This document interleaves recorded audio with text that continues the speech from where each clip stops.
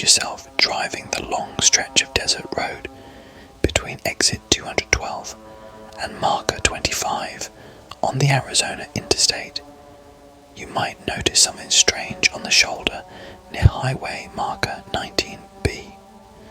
Truckers say it looks like a kid waiting for a ride, a teenage boy sitting perfectly still in the dark. They say he never speaks. He only offers a hospital bracelet with a name no one can match to any living patient, and by the time they reach the station, the boy's gone. But the bracelet is still there, warm in their hand, like it never stopped touching a heartbeat. Tonight, I want to tell you what happened the night I stopped at 19B, and why I don't take that route anymore, no matter the hour, no matter the reason. I've always liked night driving. Some folks can't stand the empty road, the way the darkness folds over the headlights like a curtain that wants to close. But for me, the late hours were always the easiest time to work.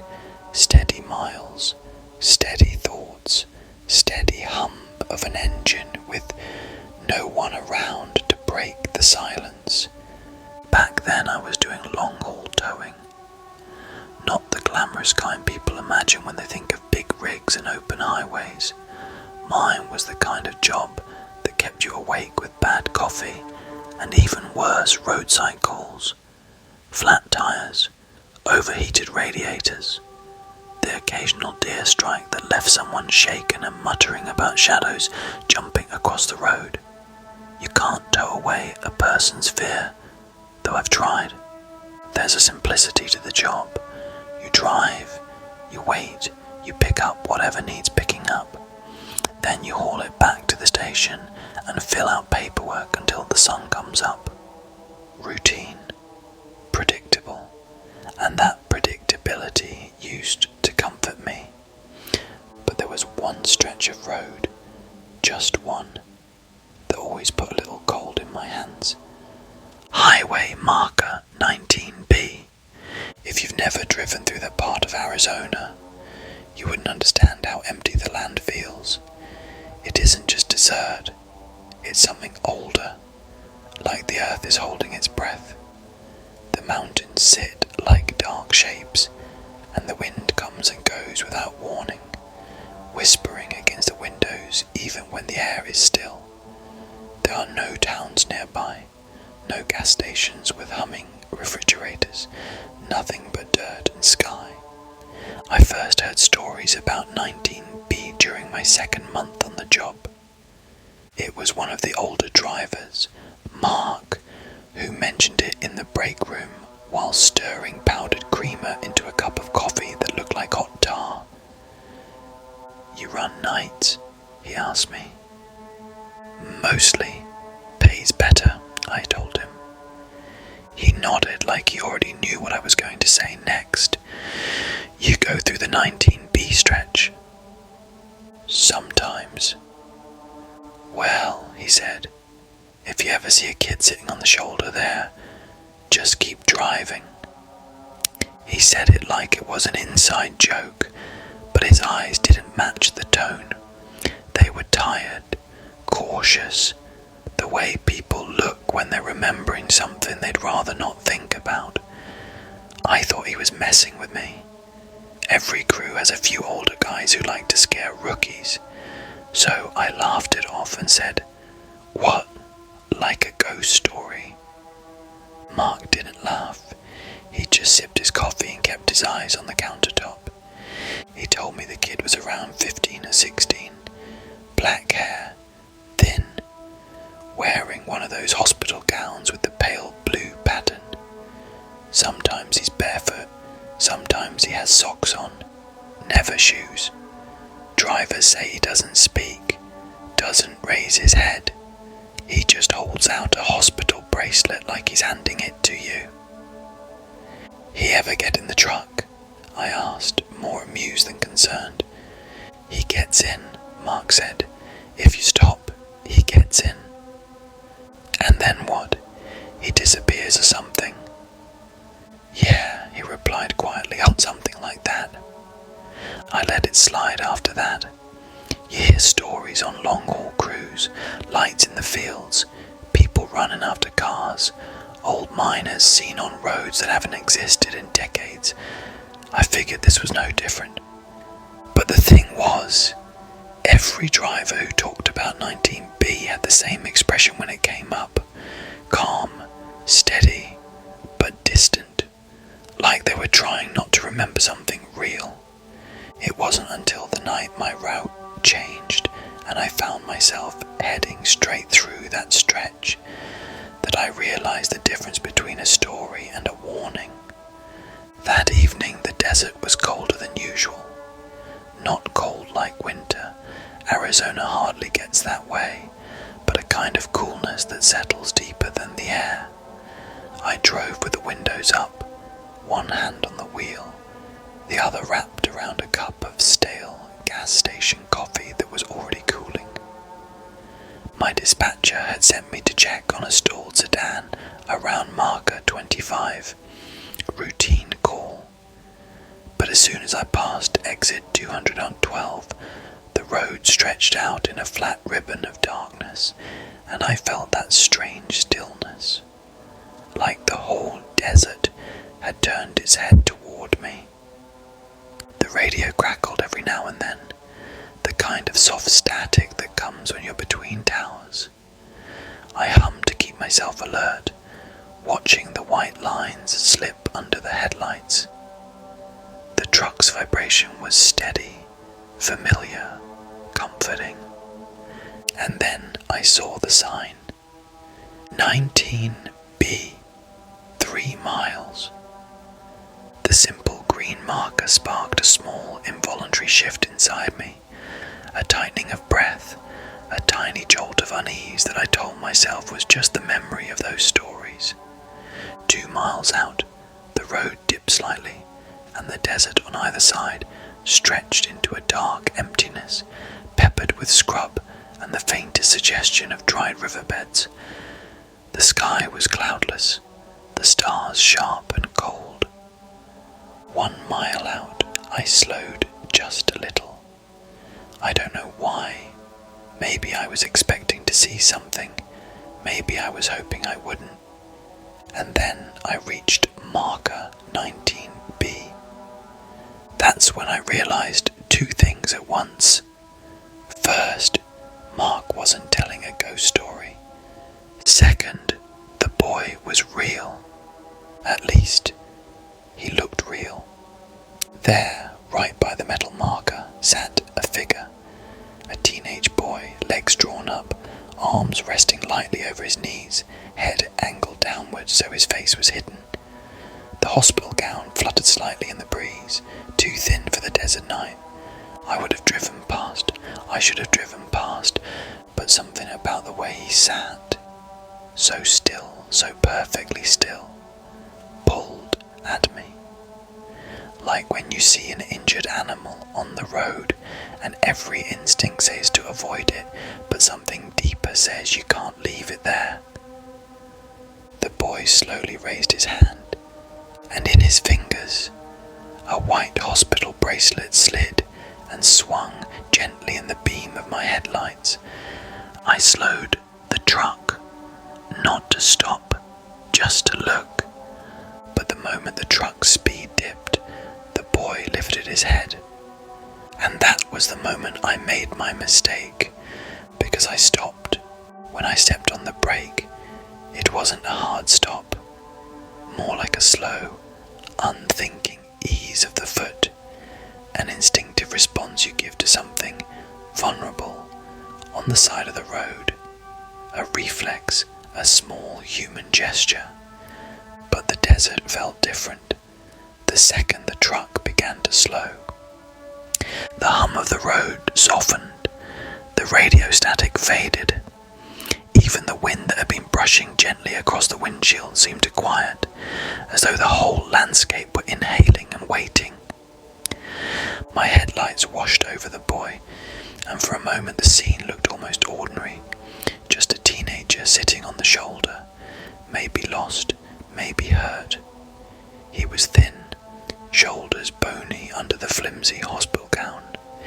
His legs were pale, bare except for socks that were worn thin at the heels. His hair was black and straight, hanging down over his eyes. For a second, a very brief one, I wondered if he'd escaped from a facility somewhere. The gown, the bracelet, the bare legs. It made sense in a logical way. Maybe he'd wandered from a hospital bed in confusion. Maybe someone had forgotten him. Maybe he was cold, scared, alone. But then he lifted his head fully, and logic cracked just a little. His face wasn't wrong exactly. It was just blank in a way that's hard to describe. Not expressionless. Expressionless people still look alive, even when they're tired or dazed. This boy looked like someone remembering how to imitate an expression. Like a drawing of a human face, carefully sketched but missing the warmth. His eyes were dark, deep, almost too deep. The kind of darkness that doesn't reflect headlights.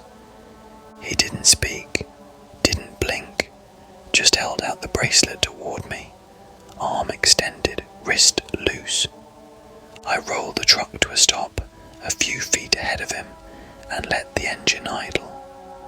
My first thought was that maybe he was dehydrated, maybe suffering from exposure. Night temperatures in the desert drop faster than people expect. Kids can get lost out here. Tourists wander off trails. Things happen. But then he stood. Not abruptly, not slowly, just fluidly, smooth in a way that felt practiced, as though he'd been waiting for my truck to come to rest before he made any movement at all. I opened the door. I don't know why. I keep asking myself that. I've replayed that moment in my head more times than I should. Maybe it was instinct, the part of me trained to assist stranded drivers, the part that believed, even in the middle of nowhere, that stopping for someone in trouble was simply what you did. The desert air brushed my face as I stepped out. It was cooler than I expected, cooler than it should have been. The wind carried a faint dryness, a sandpaper whisper across my skin. The boy was closer than I realized. He stood right at the shoulder line, watching me. "Hey," I said softly, keeping my voice calm. "Are you all right? Are you hurt?" No response, not even a flicker of recognition. He lifted the bracelet again. The white plastic loop dangled between his fingers. Under the headlights, I could see the faint red hospital print. Letters too blurred to read from where I stood. "You want me to look at that?" I asked. He didn't nod, didn't move, just kept the bracelet raised like an offering. I took a slow step forward, then another. The desert was quiet in a way that felt unnatural. Usually you hear something at night, crickets, wind over the sand, the distant churn of a passing truck miles away. But here, near marker 19B, the silence felt too complete. When I reached him, I was close enough to see the name on the bracelet, or at least I tried to. The letters were printed in a faded red, the kind hospitals use for patient IDs, but the more I focused on them, the less sense they made. The name didn't match any language I recognized. The letters seemed familiar and foreign at the same time, like something I should be able to sound out but couldn't. And then I noticed the date. Admit, date July 14th, 1973. That slowed my breath. The boy didn't look 50 years old. He barely looked 16.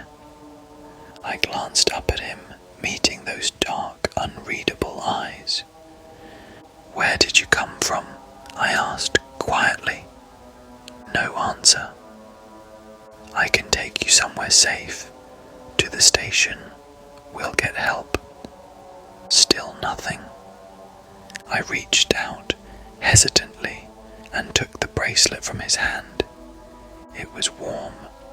Not like skin warm, like fresh from a pocket warm, like it had been pressed against someone's body. The moment the plastic touched my palm, the boy's arm dropped to his side. And then, without looking at me, he turned, walked past me, and climbed into the passenger seat of my truck. No hesitation, no awkwardness, just a smooth, silent movement, like he'd done it 100 times before. I stood there for a moment, bracelet in hand, watching the dark shape of him settle into the seat. The truck's interior light didn't flick on when the door opened. I noticed that only after the fact. At the time, it barely registered. When I finally climbed in after him, the cab felt colder than it should. Not freezing, just noticeably cooler. He sat perfectly still, eyes forward, hands resting on his knees. "All right," I said quietly, mostly to myself. "We'll get you to the station. They'll figure things out there." I put the truck in gear. As the wheels started to roll, the desert around us faded back into motion. A breeze swept over the windshield. The faint sound of radio static returned. Everything seemed normal again, except for the warm bracelet in my hand, and the silent boy sitting beside me. And the thought, unwanted, persistent, that I had just invited something into the truck that wasn't supposed to travel with me. The first mile after picking him up felt strangely normal. The road stretched ahead in its long, quiet line, and the boy sat so still that I almost convinced myself he was just a hitchhiker in shock. I'd seen that before, people who'd wandered from accidents, too dazed to explain themselves. It happens more often than you'd think on long desert roads, but every time I glanced his way, something inside me tightened, as if expecting him to move in some way that didn't belong to a human body. He didn't. He just stared forward, eyes open, unblinking. The bracelet sat in my right hand, face down against my palm. I didn't want to look at it again. Something about the faded letters made my head ache, like staring at old handwriting that just won't resolve into meaning. "You doing okay?" I asked gently. No answer. Not even a hitch in his breathing. I cleared my throat quietly and tried again. "We'll get you warm at the station. They'll check you out. Maybe call your family." The boy's hands remained on his knees, palms down, fingers relaxed. Too relaxed. Most people in crisis fidget, or breathe unevenly, or look around anxiously. Not him. He looked like someone posing for a photograph. The radio crackled with a burst of static again, louder this time. I reached for the dial to switch stations, but before my fingers touched it, the static faded on its own, softly, like a long exhale. The air in the cab felt heavier. I forced myself to breathe slowly, deliberately, sensing that something about the quiet had changed. I didn't want to let fear twist it into something surreal. Not yet. "Okay, just 20 minutes, I murmured. "Then we'll be at the station." I doubt he heard me. Or maybe he did. Maybe he simply didn't have anything to say. I couldn't stop thinking about the date on the bracelet. 1973. A lifetime ago. I kept my eyes on the road, trying to reason through the possibilities. It could have been a mistake. Maybe the bracelet was old stock, or misprinted. Hospitals do strange things with leftover supplies.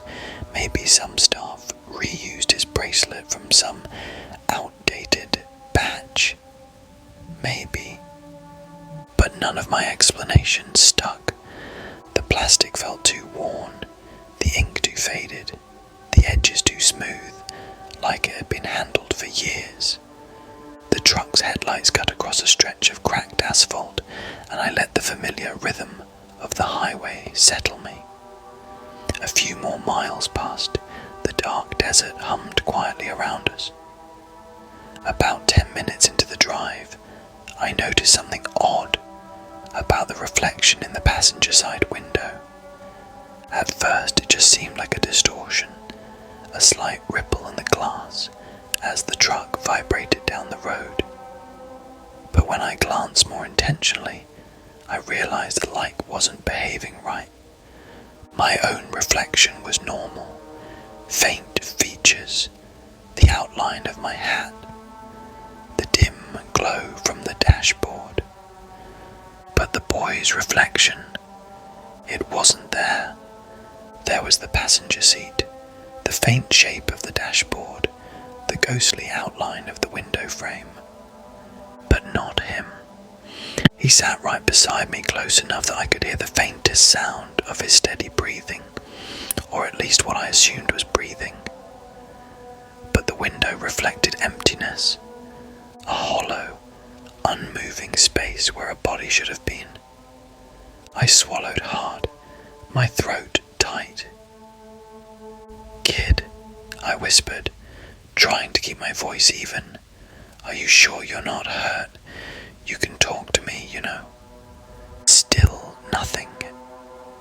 He remained exactly as before, staring forward, unmoving. The bracelet in my hand felt warmer now, almost unnaturally warm. I rubbed it gently with my thumb, but the heat didn't fade. It felt like holding a small living creature, something that pulsed faintly against my skin. I set it carefully on the dashboard, not wanting to keep touching it. The moment I let go, the radio emitted a soft, low hum. Not static this time, just a single tone, like a weak signal struggling to break through. The pitch wavered slightly, rising and falling with no discernible rhythm. I glanced back at the boy. His pupils were wider now, swallowing more of the iris.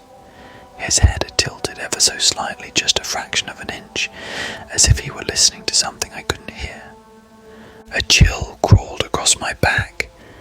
I tightened my grip on the steering wheel until my fingers ached. "Almost there," I whispered to myself, more than to him. "Just keep driving." The hum from the radio deepened, rattling softly, vibrating the air inside the cab. And then, just as suddenly as it started, it stopped. The silence that followed felt sharp, like the air had edges.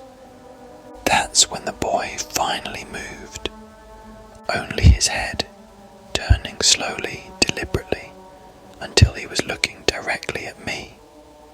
His eyes were too dark, not black, but something deeper, a darkness that didn't reflect the dashboard lights or the passing road. My breath hitched, but I forced myself to meet his gaze. I didn't want him to think I was afraid, even though I was, not terrified, just unsettled in a way that ran deep, like a cold current, beneath the surface of calm water. After a long moment, he opened his mouth, just slightly, just enough. But no sound came out, no whisper, no breath, nothing. His jaw closed again with the same slow precision, and then he turned back to face forward, as though the moment had never happened. I exhaled shakily, my pulse thudding in my ears. The station was only a few minutes away. I didn't know then that the hardest part wasn't getting him there. The hardest part was what would happen once we arrived. approach to the station always felt like a kind of relief. A familiar bend in the road, a cluster of utility poles, the faint glow of sodium lights rising from behind a low ridge. After miles of empty desert, that soft orange light was a promise. People, warmth, safety. But that night, as the first glimmer of the station appeared on the horizon, the boy beside me didn't react.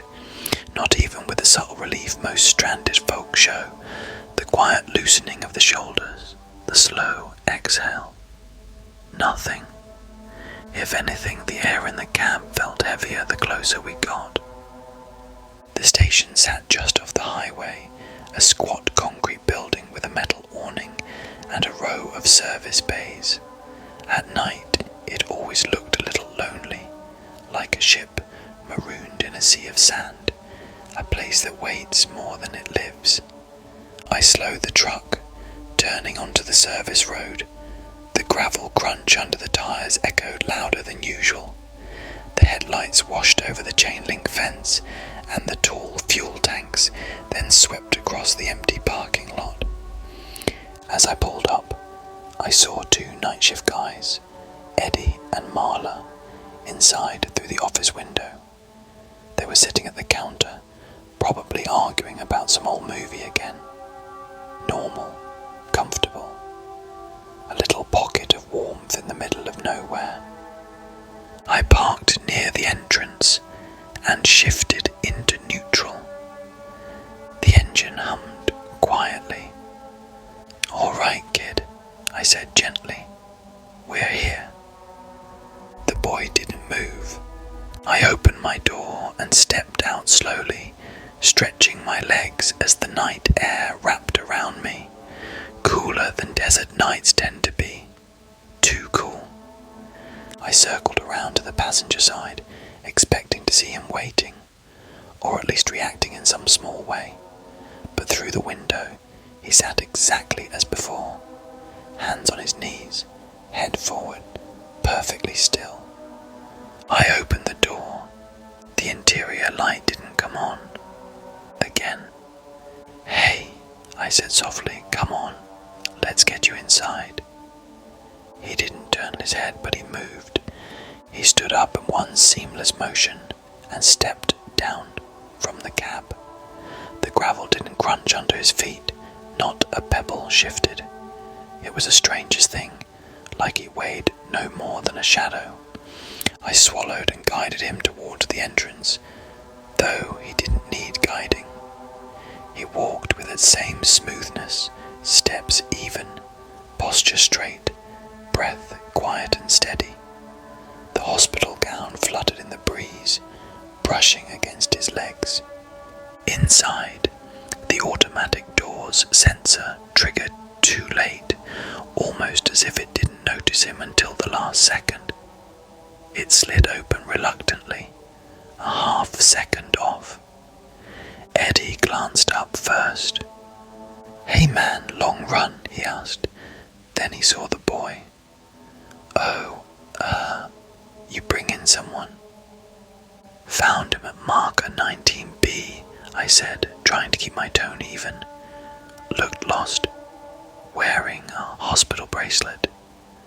Marla's expression softened immediately, the way hers always did when something looked vulnerable. "Poor thing. You okay, sweetheart?" The boy didn't answer, didn't even look at her. "He hasn't spoken yet," I said. "Might be scared, or in shock." Marla stepped around the counter. "Let's get him warm first." The boy followed her inside, bare feet stepping across the tile. Again, no sound. I stayed near the door a moment, letting the chill of the desert cling to me before heading in. When I stepped over the threshold, something made me pause. The bracelet. I left it on the dashboard, except when I lifted my hand, my fingers curled around plastic. My stomach tightened. I hadn't picked it back up. I was sure of it. there it was, warm, warmer than before.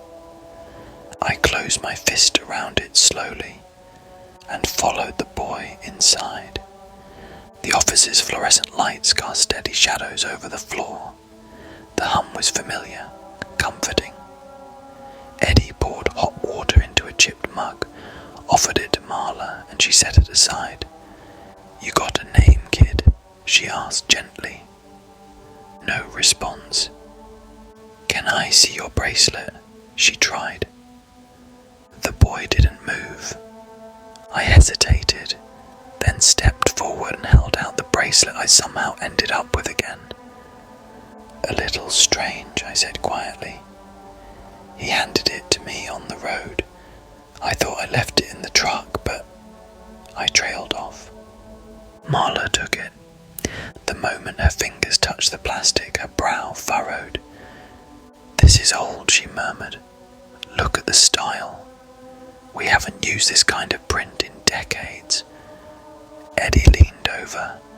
"Date says 73. "You think he grabbed it from somewhere?" she asked me. "I don't know," I said honestly. Marla stepped toward the boy with the bracelet in hand. She held it up, gently, like showing a child a toy. "Sweetheart, is this yours? Does this belong to you?" Slowly, so slowly it was almost imperceptible, the boy lifted his gaze to hers. His eyes locked onto the bracelet. And then his chest rose, not much, just a shallow breath, and fell again. Marla offered the bracelet to him. He didn't take it. His lips parted barely. We waited, but no sound came out. After a moment he closed his mouth again, eyes dropping back to the floor. Eddie sighed. "All right, let's check if any facilities reported a missing patient." He turned to the computer, typing quickly. Marla placed a hand gently on the boy's shoulder. "You're safe here. We'll take care of you." But the moment she touched him, she flinched. Not dramatically. Not enough to draw attention. Just a small reflex. Her fingers recoiling for 1 second before she steadied herself. "He's freezing," she whispered. "Like ice." "Shock, maybe," Eddie muttered without looking up. But I knew what shock looked like. This wasn't shock. The boy wasn't trembling. He wasn't pale with fear. He wasn't sweating or breathing shallowly or showing any sign of the usual trauma. He was cold, deeply cold, like the cold wasn't something that happened to him, but something he brought with him. Marla gently guided him toward a chair, but he didn't sit. He stood in front of it, staring at the seat like he didn't know what to do with it. I stepped closer. "It's okay, you can sit." He turned his head slightly toward me, not fully, just enough that I could see the edge of his profile, and for the first time since picking him up, he smiled. A tiny, strange, crooked smile that didn't reach his eyes, and the room's lights flickered. Just once, just enough. Then everything returned to normal. The boy lowered himself into the chair, and the bracelet, now back in my hand, felt almost hot. Hot enough that I nearly dropped it. Eddie called out from the counter. We've got nothing. No missing teens, no hospital reports, no facility alerts." Marla frowned. "What about the name?" "There is no name," Eddie said. "At least none I can read. The letters look scrambled." I exhaled slowly, the unease settling deeper. "All right," Marla said softly, turning toward the boy. We'll call State Patrol. They can take him in, keep him warm until we find his family."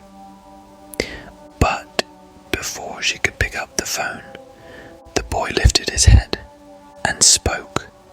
A single word, spoken softly, clearly, with a voice far older than his face. He said, "No." And every fluorescent light in the office went out. Everything went dark, but not the kind of dark you get during a power outage. This was thicker, heavier, like someone had draped a heavy cloth over the entire station. The hum of the fluorescent lights stopped. The heater cut out mid-breath. Even the low rumble of the truck outside seemed to fade until all that was left was silence. Real silence, the kind that presses against your ears. For a heartbeat, no one moved. I felt the bracelet still in my hand. Hot now, undeniably hot, not burning but uncomfortable, like a stone left out in the desert sun. Marla's voice broke first, gentle and steady, despite the darkness. "All right, looks like a breaker tripped." Her tone cracked just a bit at the end. She reached for her pocket where her phone usually was, and I heard her thumb struggling to find the button. A faint glow appeared, her screen lighting up her face in a shaky blue-white light. The boy sat perfectly still in the darkness, but the way the faint phone glow caught his features made him look different, sharper, more defined in the shadows than in the light. Eddie stood slowly behind the counter. I heard the wheels of his chair creak as he pushed away from the desk. "You okay?" he whispered to us. "Yeah," I said, though my voice sounded distant. Marla tried the light switches on the wall, clicking them several times. Nothing. "It's strange," she murmured. "The grid never drops out here. Not fully." Her phone buzzed in her hand. "No service," she said. "That's impossible," Eddie replied. "We have a tower just north of here." He lifted his own phone. The screen flashed once, then went dark again. I pulled mine out, even though I already knew. Dead. No signal. No battery indicator. Just off. The boy didn't look at us. He stared at the floor, or at something we couldn't see. I swallowed and stepped forward, letting my eyes adjust to the faint bluish glow from Marla's phone. "Kid," I said quietly, "are you feeling all right? Do you need to lie down?" He lifted his head slightly at the sound of my voice, slowly, with that same detached fluidity he had at the roadside, and in the weak, trembling light, his eyes seemed darker than ever, not just shadowed, filled with depth, too much depth, like I could fall into them if I stared too long. He whispered something, so soft I couldn't make it out, a breath shaped around syllables my ears couldn't catch. I leaned in. "What was that?" He whispered again. This time the sound was clearer, barely, but I still couldn't understand the word. It wasn't English. It wasn't Spanish. It didn't sound like anything familiar. It felt old. A cold ripple ran across the room. Not a breeze, not air movement, more like a shift. The building itself seemed to draw in a breath. Marla stepped back, placing a hand over her chest. "Did you feel that?" Eddie cursed under his breath. "What the hell is happening?" Then the lights returned, not gradually, not with with the flicker of failing bulbs. They came on all at once, bright, stark, humming loudly, like someone had thrown a switch with unnatural force. I blinked against the sudden brightness, eyes watering. The boy sat exactly where he had been, but now he was looking at me directly, not through me, not past me, at me, and every instinct in my body knew he chose to look at me. I stepped back without realizing it. My hand brushed against something metal, the filing cabinet near the entrance. The coldness of the steel grounded me for a moment. Marla exhaled shakily. Okay, all right, that was weird. Maybe the grid surged, or... It wasn't the grid, Eddie said quietly. What do you mean? I checked the breaker. Before the lights came back, it wasn't tripped. A quiet fell between us. Marla glanced at the boy and forced a small, nervous smile. It's all right. Everything's okay. Maybe let's get you warm. How about that? He remained silent, not scared, not confused, not even curious. Just still. Eddie cleared his throat and grabbed the landline from the wall, an old corded phone we kept for emergencies. But the moment he lifted the receiver, his face changed. There's no dial tone, he said. He jiggled the cord, tried again. Nothing. Whole system must have dropped, Marla whispered. I shook my head. The generator should have kept the lines live. It did, Eddie said. The lights are running on it now. Then why isn't the phone? Before I could finish, the boy spoke, soft, clear, just one word again. This time I understood it. He said, stay. The lights flickered, briefly dimming to a soft pulse. Marla froze with her hand near her chest. Sweetheart, what did you say? But he didn't repeat it.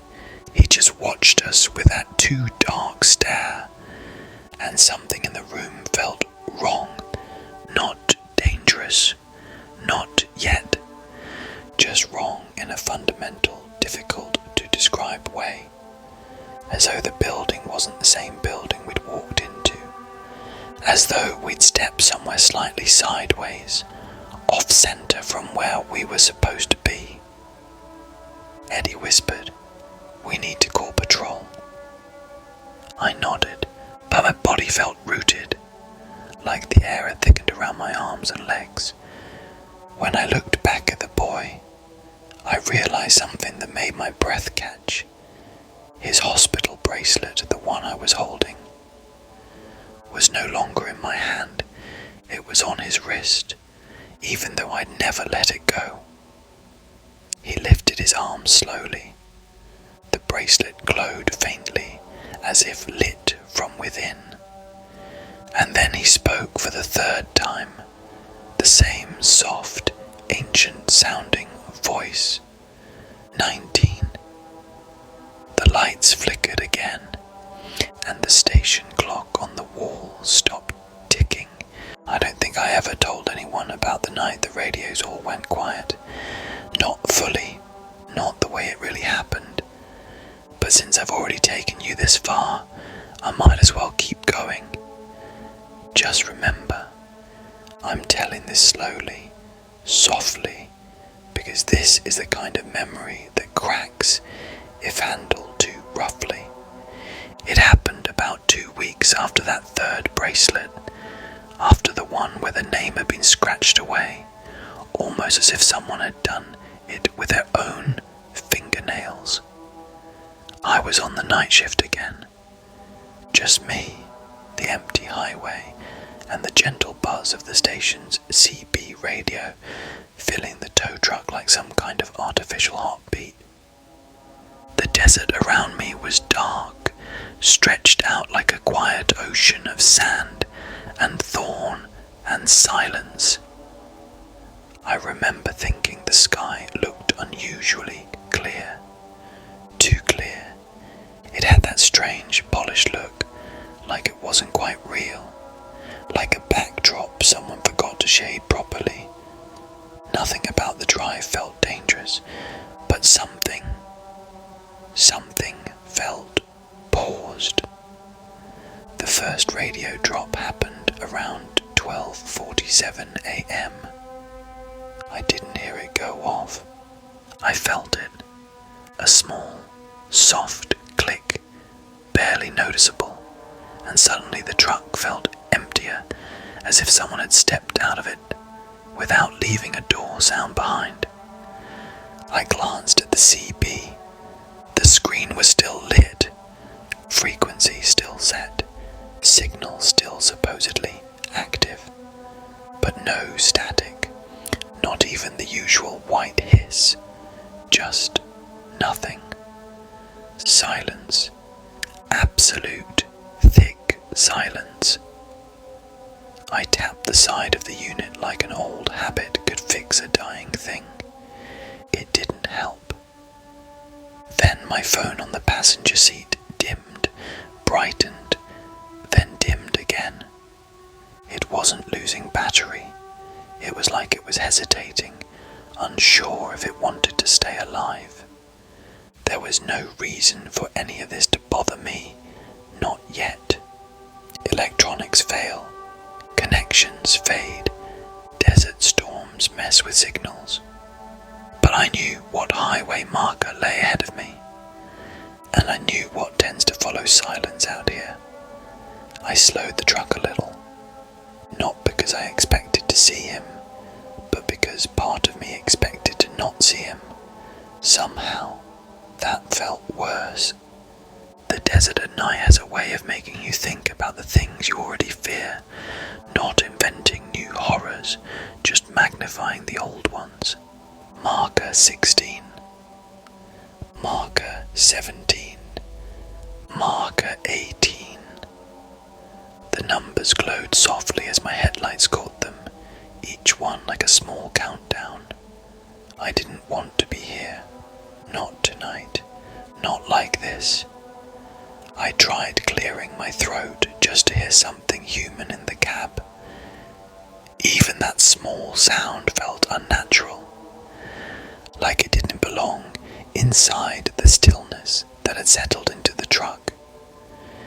When I passed marker 19A, I gripped the wheel a little harder than usual, and then there it was, marker 19B, but different. The reflective paint on the sign looked dimmer, almost smudged, like someone had pressed their hand against it. The sand at the base looked disturbed, as if someone had been standing there for a long time. And the highway was darker there, not less lit, not shadowed, just darker. Like that stretch of asphalt held less colour than the rest. I slowed to a crawl. Nothing moved. No figure. No boy. No shape in the peripheral vision, waiting to be acknowledged. And then the radio made a noise. A tiny, soft, almost wet exhale. Not static. Not interference. A sound a person would make if they were standing very, very close. My throat tightened. I picked up the mic hesitantly, thumb hovering over the button, but something inside me said, "Don't." I set the mic down slowly. My hands were shaking. I looked back at marker 19B. Still nothing. But then my phone vibrated once, just once. I looked down at the screen. There was no message, no call, no alert, just my lock screen and a faint reflection, not of me. The reflection showed a shoulder, a bit of a neck, dark hair. Someone sitting in the passenger seat, if the reflection had been real, but the seat beside me was empty. I didn't breathe for several seconds. Then the radio clicked again. 2 soft pops, like knuckles cracking quietly. And something spoke. Barely. A whisper so faint I wouldn't have believed it had sound at all if it hadn't moved the dust in the air. I couldn't make out the words, but I knew the voice. Somehow. Instinctively, it was the boy's voice. Or it was meant to sound like his voice. I tapped the brakes, heart pounding softly in my ears. Then, right as I reached for the radio again, everything came back at once. Static. White noise. One of the dispatchers, mid-sentence, not realizing his transmission had cut. Phone lighting up normally. Dashboard blooming back to life with small beeps and glows. The spell broke so suddenly it almost startled me. The silence was gone. Whatever had been sitting in it, whatever had been breathing through it, gone too. I drove straight back to the station without looking in the mirrors, more than I absolutely had to.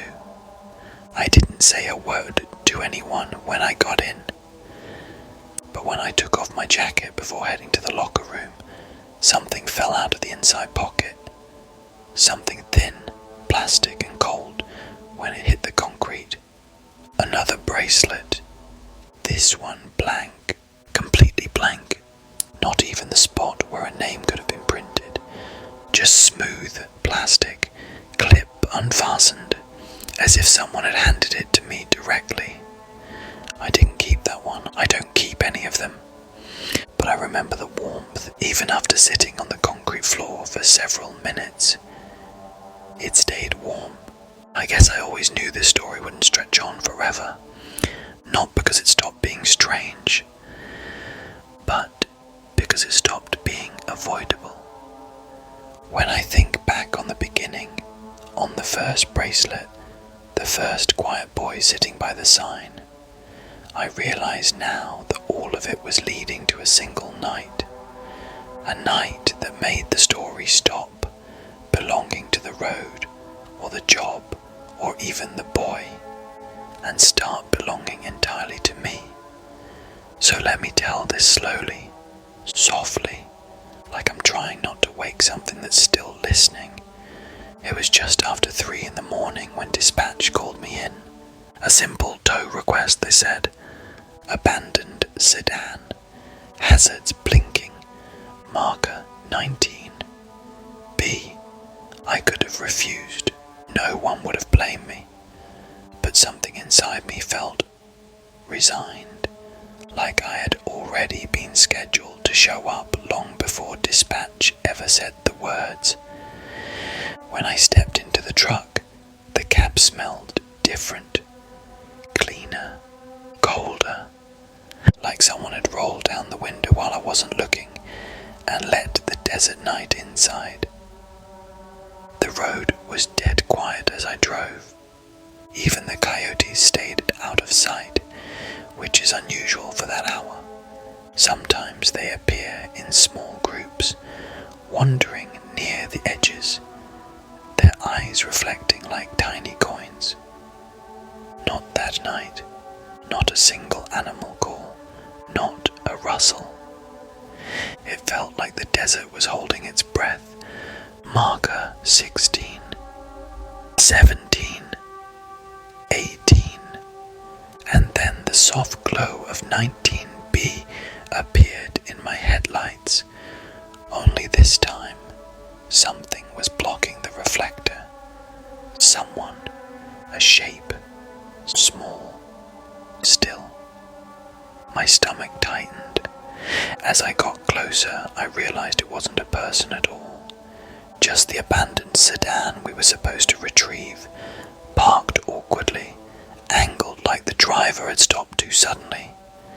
its rear bumper pressed right up against the marker. But as I rolled the truck to a stop, the sensation of being watched crawled over the back of my neck. I sat there another minute, letting the engine idle, letting the desert settle. Nothing moved. No boy, no figure, no breathing in the cab that didn't belong to me. I opened the door slowly and stepped out. The air was cold, much colder than it had any right to be, and it smelled faintly like antiseptic, hospital sterile, chemical clean. I walked toward the sedan. The hazard lights blinked steadily, too bright in the darkness. Each pulse lit the desert sand, in frozen flashes like a heartbeat that didn't know it was alone. When I reached the driver's door, I stopped.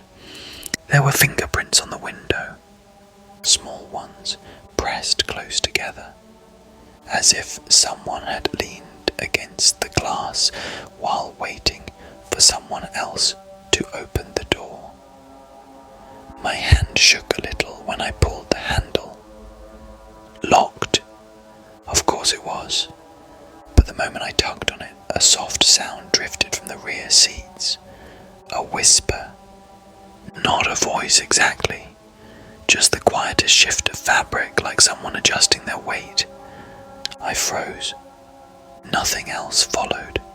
I leaned forward and squinted into the back window, and that's when I saw it.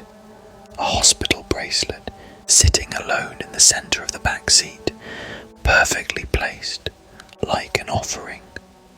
I stepped back without realizing it. The air felt heavier, thicker.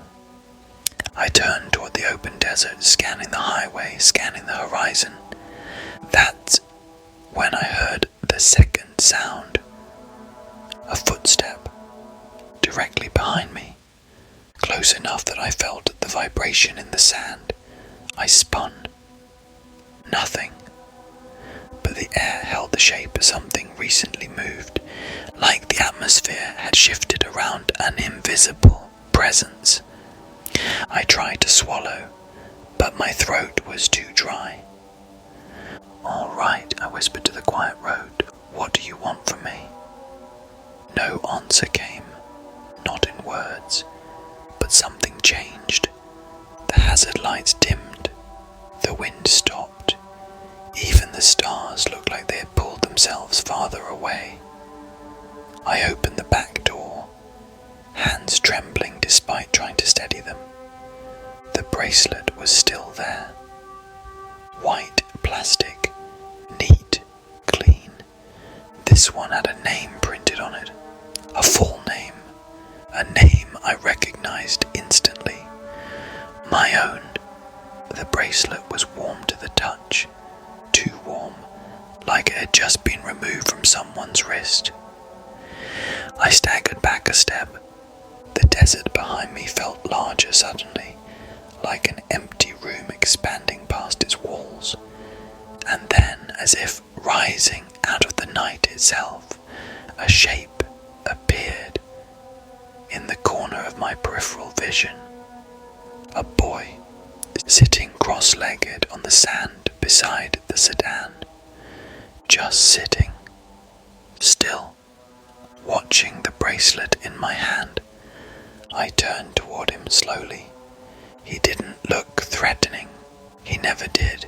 He just looked tired, transparent almost, like someone halfway between two worlds. His hospital gown fluttered slightly in the non-existent wind. His ankle bracelet hung loose around one thin leg, a piece of plastic refusing to let go. I took one step toward him. His eyes lifted, not in warning, not in fear, but in recognition, as if he had been waiting for me for a very long time. And then, for the first time in all the encounters, the sightings, the retellings, he spoke, softly, almost apologetically. "You're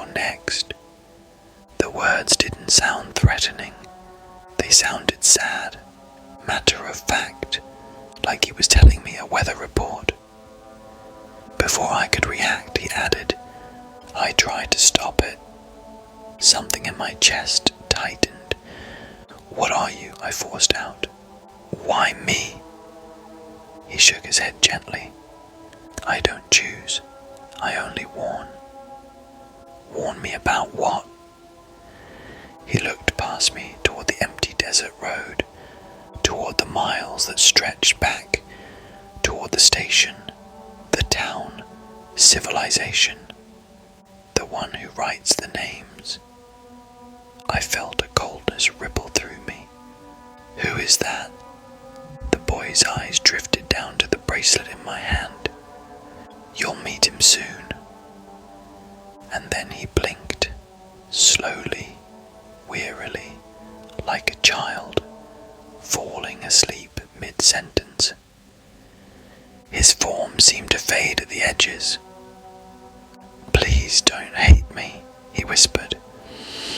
Before I could say anything, before I could reach out, he vanished, just dissolved into the sand, as if he had never been sitting there at all. Third, the last bracelet.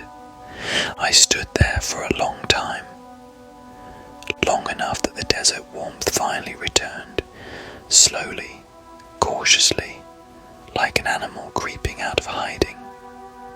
The hazard lights resumed their normal brightness. The stars looked closer again. The smell of antiseptic faded, but the bracelet in my hand stayed warm. My name printed in black, my date of birth, and one more line beneath it, admitted 3:06 a.m. I looked at my watch. 3:06 a.m. Exactly. A soft wind stirred then, pushing the sand in small layers around the highway marker, almost like something beneath the surface was shifting, waiting, preparing. I closed my eyes. This wasn't a threat. I knew that now. The boy wasn't a monster. He wasn't trying to drag anyone anywhere. He was the warning, the messenger, and whatever he'd been warning us about, whatever writes the names, had finally written mine. I took a deep, steady breath, not out of fear, but acceptance. The dread that had haunted me for weeks settled into something calmer, quieter. I set the bracelet gently on the hood of the sedan. The plastic clicked softly against the metal. Then I turned, walked back to my truck, and started the engine. The road ahead of me was dark, empty, wide open. As I pulled away, I didn't look back, not because I was afraid to, but because I knew something was standing beside that marker now, something I wasn't supposed to see until it decided I was ready. The radio crackled then, just once, a gentle exhale. The same sound as before, and a voice whispered through the static, "I'll walk with you." Not the boy's voice, something older, calmer, patient, waiting for me to understand. I drove on, slow, steady, accepting. Marker 19.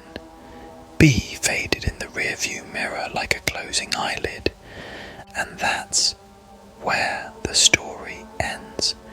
Not with a scream, not with a chase, just a name on a bracelet. And the quiet understanding that some roads don't take you home. Some roads take you where you're already expected.